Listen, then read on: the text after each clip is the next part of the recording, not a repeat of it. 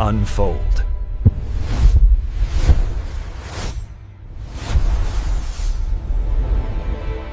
(1971년 8월 23일) 서울 대방동 한복판에서 시내버스 한 대가 폭발했습니다.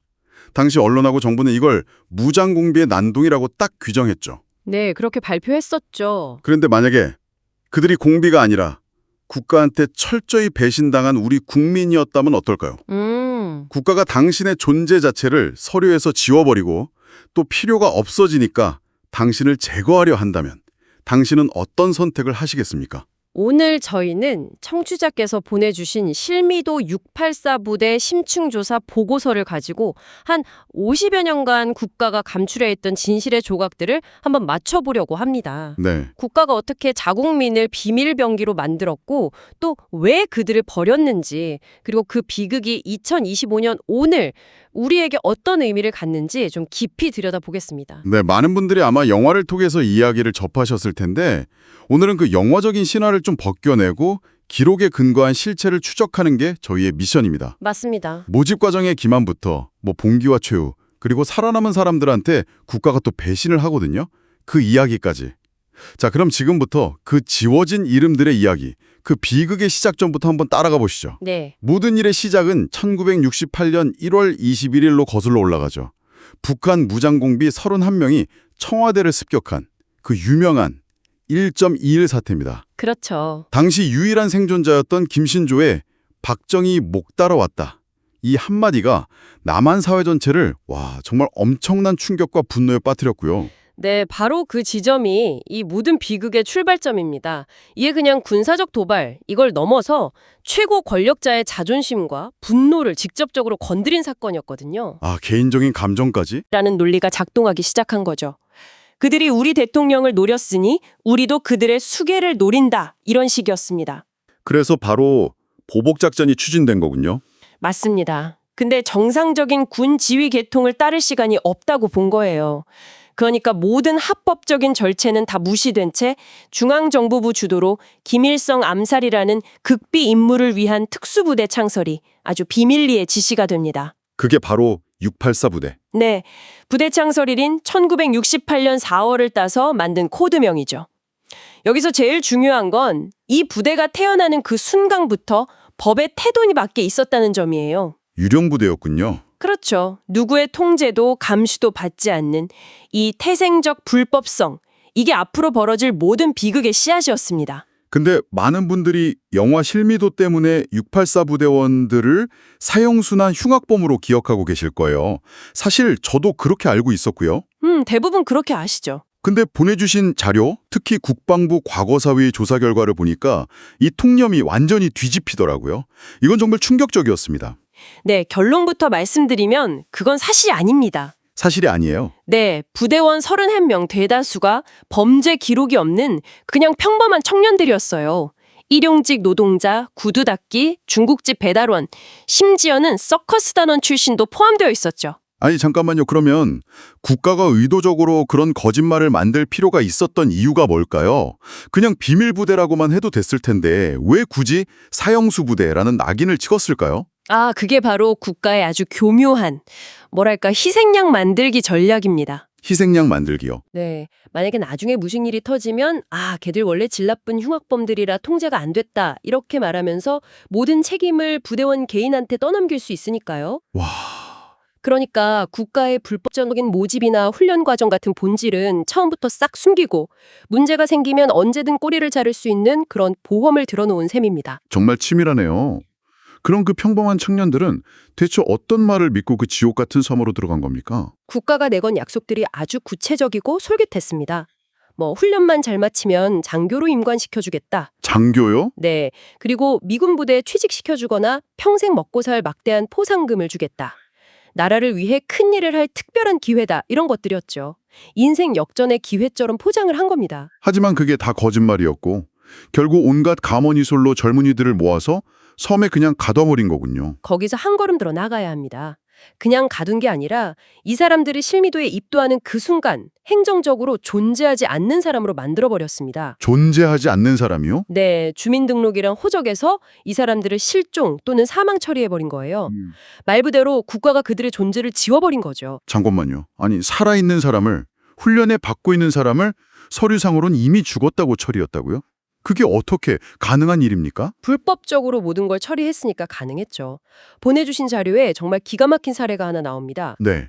나중에 봉기에서 살아남아서 사형을 당한 임성빈 씨의 경우 그가 실미도에서 그 지옥 같은 훈련을 받던 1969년에 이미 그의 본적지 서류에는 사망으로 기록되어 있었습니다. 훈련 중에 이미 사망자로. 네, 이건 국가가 처음부터 이들을 살아서 돌아올 수 없는 그냥 일회용 소모품으로 여겼다는 가장 명백하고도 소름 끼치는 증거입니다. 그렇게 서류상 유령이 된 채로 섬에 들어간 그들을 기다리고 있던 건 당연히 약속했던 장교 훈련이 아니었겠군요. 전혀 아니었죠.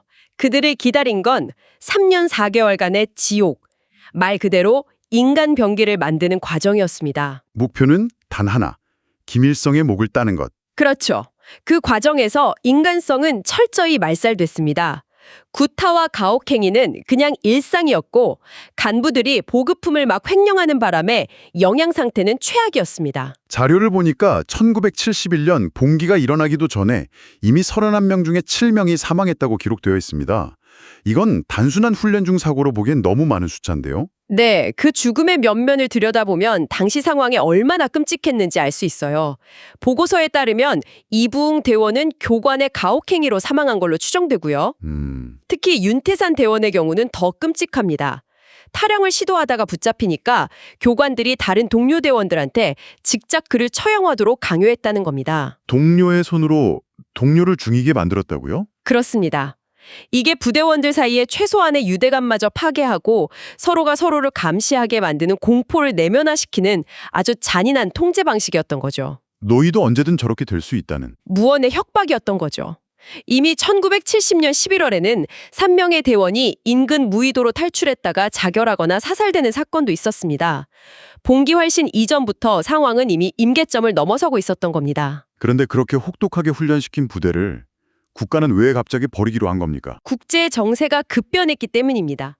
1970년대 초 닉슨 독트린이 발표되고 미국과 중국이 가까워지는 대탕트 시대가 열립니다. 한반도에도 꽁꽁 앓았던 남북 관계에 대화의 바람이 불기 시작했죠.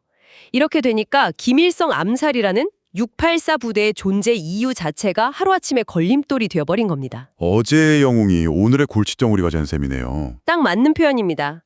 이제 684 부대는 정권에게 계륵이자 존재 자체가 드러나면 남북 대화에 찬물을 끼얹고 국제적 망신거래가 될 수 있는 시한폭탄 같은 존재가 된 거죠.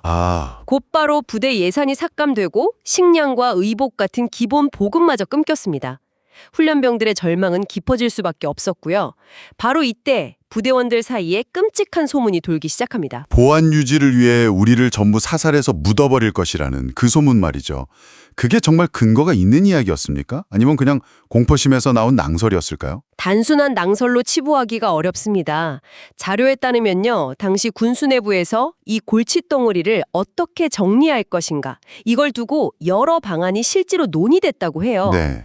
그중 하나가 바로 전원 제거 후에 안매장하는 방안이었습니다. 네. 그 논의 내용이 어떤 경로로든 부대원들에게 흘러들어갔을 가능성이 매우 높습니다. 와, 그럼 부대원들 입장에서는 앉아서 죽음을 기다리느니? 그렇죠. 차라리 청와대로 가서 우리 존재를 알리고 단판을 짓겠다. 그야말로 벼랑 끝 선택을 할 수밖에 없는 상황으로 내몰린 겁니다. 결국 터질 게 터진 거군요. 그 운명의 날이 바로 1971년 8월 23일이었고요. 네. 그날 새벽 6시 남은 24명의 부대원들은 기관병들을 제압하고 실미도를 탈출합니다. 3년 4개월 동안 그들이 피땀 흘려 갈고 닦은 살상 기술이 역설적이게도 그들을 가르쳤던 교관들에게 가장 먼저 향한 거죠. 그들이 인천에 상륙해서 시내버스를 탈취한 뒤에 향한 곳이 청와대였다는 점이 중요합니다.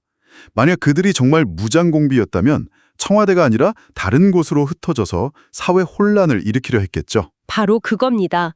그들의 목표는 테러나 파괴가 아니었어요. 자신들의 억울함과 국가의 배신을 최고 권력자인 대통령에게 직접 호소하고 싶었던 겁니다. 당시 버스의 인질로 잡혀있던 승객들의 증언을 보면 부대원들은 계속해서 우리는 간첩이 아니다. 억울해서 대통령을 만나러 가는 길이다. 조금만 참아달라고 외쳤다고 합니다. 하지만 그들의 절규는 결국 군경의 저지선에 막혔습니다. 오후 2시 15분경 서울 대방동 유한양행 앞에서 버스가 멈춰섰고 더 이상 나아갈 수 없음을 깨달은 부대원들은 마지막 선택을 하죠. 네, 가지고 있던 수류탄에 안전핀을 뽑았습니다. 그런데 여기서 가장 비극적이고 역설적인 장면이 나옵니다. 어떤 거죠? 당시 살아남은 생존자와 인질들의 증언에 따르면 부대원들은 자폭 직전에 대한민국 만세를 외치고 애국가를 불렀다고 합니다. 애국가와 대한민국 만세라니 자신들을 이렇게 만든 국가를 향해서 말입니까? 그렇습니다. 그건 자신들을 쓰고 버린 국가에 대한 처절한 원망인 동시에 마지막 순간까지도 대한민국 특수부대원으로서의 정체성을 인정받고 싶었던 그들의 처절한 절규였던 셈입니다. 우리는 공비가 아니라 당신들이 만든 군인이었다. 는 마지막 외침이었던 거죠. 이 참혹한 현장에서 20명이 사망하고 단 4명이 살아남습니다. 김병염, 임성빈, 이서천, 김창구. 이들의 이름이죠. 하지만 이들을 기다리고 있던 건 국가의 또 다른, 어쩌면 더 잔인한 배신이었습니다. 네, 군 수사기관은 중상을 입고 치료받던 이들에게 정말 악마적인 거래를 제안합니다. 어떤 거래였죠? 재판에서 부대의 진실에 대해 입을 닫고 보안을 지켜주면 사형을 면하게 해주고 베트남 전쟁에 파병시켜서 살 길을 열어주겠다. 당시 베트남은 죽음의 땡이었지만 그들에게는 그게 유일하게 주어진 희망의 동아줄처럼 보였을 겁니다. 그 약속을 믿고 재판 과정에서 침묵을 지키고 항소까지 포기했죠. 상부의 약속이 있을 거라고 굳게 믿었던 거고요. 하지만 그 약속은 재판을 신속하게 종결하고 진실을 영원히 묻어버리기 위한 완벽한 기만책이었습니다. 결국 거짓말이었군요? 네. 그들이 항소를 포기해서 형이 확정되자마자 군 당국은 즉시 사형 집행을 준비했습니다. 그리고 1972년 3월 10일 가족에게는 알리지도 않은 채 비밀리에 사형이 집행됩니다. 법의 이름을 빌린 명백한 사법살인이었습니다. 사형 집행 직전 그들이 남긴 마지막 유언이 보고서에 기록되어 있습니다. 제가 잠시 읽어드리겠습니다. 네. 임성빈, 베트남에 보내주겠다는 약속은 어떻게 된 것인가? 김병염, 제가 죽더라도 집에 알리지 말아달라. 김창구, 애들 3남매가 제일 불쌍하다. 이서천, 국민들에게 손가락질 받으며 죽는 게 억울하다. 이것이 그들의 마지막 목소리였습니다. 국가는 여기서 멈추지 않았습니다.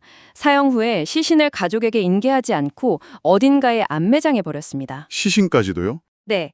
이것 또한 당시의 법으로도 명백한 불법 행위였습니다. 여기서 한나 아렌트가 말한 악의 평범성이라는 개념이 떠오르지 않을 수가 없죠. 악의 평범성이요? 국가의 거대한 악행이 사실은 생각 없는 관료들의 기계적인 엄부 처리에서 나온다는 그 개념 말씀이시죠? 바로 그겁니다. 김일성을 암살하라는 거창한 명령을 내린 사람뿐만 아니라 그냥 상부 지시니까 원래 하던 거니까 이런 생각으로 영혼 없이 서류에 도장을 찍고 불법적인 시신 처리에 관여했던 수많은 평범한 사람들이 있었을 겁니다. 그 개개인의 무책임한 복종이 모여서 한 사람의 시신을 유족에게서 영원히 빼앗는 거대한 악이 완성된 겁니다.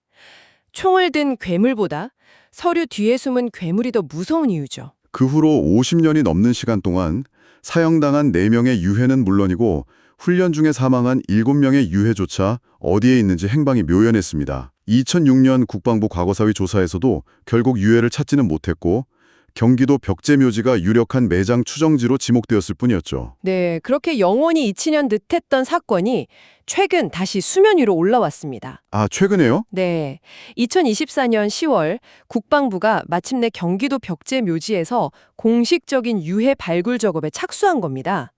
오늘 2025년 10월 이 순간에도 발굴은 계속 진행 중입니다. 발굴 착수한 꽤 아주 의미 있는 일도 있었습니다. 국방부 장관 명의로 유가족에게 깊은 위로와 사과의 말씀을 드린다는 첫 공식 사과가 나온 겁니다. 맞습니다. 사건이 발생한 지 무려 53년 만의 일이었습니다. 물론 반세기가 넘는 시간이 흘렀기 때문에 유해를 찾지 못할 수도 있다는 현실적인 어려움이 있습니다. 그럼에도 불구하고 이 발굴을 시도하는 과정 자체가 국가가 과거의 잘못을 공식적으로 인정하고 기록하려는 노력이라는 점에서 매우 중요한 의미를 갖습니다. 그렇죠. 단순한 뼈를 찾는 행위를 넘어서 국가폭력의 상처를 치유하고 역사의 진실을 바로 세우려는 상징적인 과정인 셈이죠. 자, 오늘 저희는 국가가 지워버린 이름, 실미도 684 부대의 이야기를 따라가 봤습니다. 안보라는 명분으로 법의 테두리 밖에 예외 상태를 만들고 자국민을 목적을 위한 수단, 즉 철학자 아간벤이 말한 호모사케르, 죽여도 죄가 되지 않는 존재로 취급했던 국가폭력의 극단적인 사례였습니다. 네, 정부는 이들을 무장공비, 군 특수범 같은 용어로 부르면서 진실을 조작하려 했습니다. 하지만 기록이 말해주는 신실은 달랐습니다. 그들은 범죄자가 아니라 국가의 거짓 약속에 속아 청춘을 바쳤고 버림받은 뒤에는 자신들의 존재를 알리기 위해 절규했던 명백한 피해자들이었습니다. 마지막으로 훈련 중에 사망한 7명, 봉기 과정에서 쓰러져간 이들, 그리고 사법살인을 당한 4명의 이름을 다시 한번 기억했으면 합니다. 이들은 단순한 684 부대원이 아니라 각자의 삶과 꿈을 가졌던 한 명의 인간이었습니다. 오늘 이야기를 들으신 청취자 여러분께 마지막 질문 하나 남기고 싶습니다. 2025년 우리는 과연 그들의 유해를 찾아 50여 년간 이어진 비극의 마침표를 찍을 수 있을까요? 아니면 유해를 찾는 것과 상관없이 국가의 이름으로 자행된 폭력을 온전히 기억하고 책임을 묻는 것만이 진정한 명예회복의 시작이 될까요? 당신에게 국가란 무엇인지 이 이야기는 어떤 질문을 남깁니까?